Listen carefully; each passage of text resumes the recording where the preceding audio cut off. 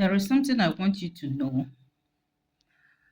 Are you aware our body requires offering? Offering can be words, oil, water, keeping the body clean, flowers.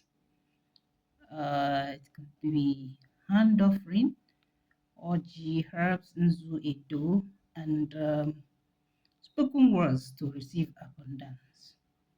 Offering can be leg offering, nzu, water, oil, and spoken words for ija wele. There can be a stomach offering when you talk about oil, healthy food, um, braveness, you know, because fear weakens the stomach.